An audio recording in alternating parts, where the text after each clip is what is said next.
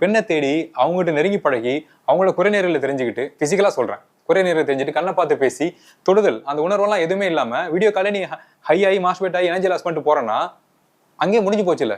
என்ன சிக்கல்லாம் இவனுங்கெல்லாம் திரும்பி மேரேஜ் பண்ணுவானுங்க.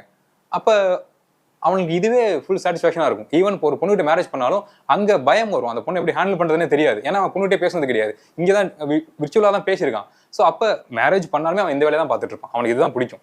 ஸோ ஒரு ஆரோக்கியம் இல்லாத ஜென்ரேஷன் எவ்வளவு அழகா ஜஸ்ட் ஒரு 9 நாள் உருவாயிட்டு இருக்கான் பாருங்க. ஸோ இது ஒரு ரிலேஷன்ஷிப் எந்த அளவுக்கு பாதிக்கும்? ஒஸ்ட் தாங்க முடிஞ்சுக்க. அதான் நான் சொல்லல. அது சண்டையோ இல்ல அன்போ அழுகையோ சோகமோ ஆதங்கமோ இல்ல கொடூரமான கோவமோ அதை 2 பேரும் மாறி மாறி காமிச்சுக்கிட்டாதான் ஓ உன்னோட எக்ஸ்ட்ரீம் இதுதானா எனக்கு இது புரியுது இல்ல உன்னோட எக்ஸ்ட்ரீம் இதுவா நம்ம சேர்ந்து வாழ முடியாது அப்படிங்கிற முடிவுக்கு ஒரு ஆணும் பெண்ணும் வர முடியும். அதுக்கான ஸ்பேஸ் எதுவுமே கொடுக்காம எல்லாத்தையும் வேற எங்கேயோ காமிச்சிட்டோம் அப்படின்னா இங்க இருக்க எந்த உறவுமே உண்மையானதா இருக்காது. as an influencer இதை ப்ரமோட் பண்ற இன்ஃபுளுசர்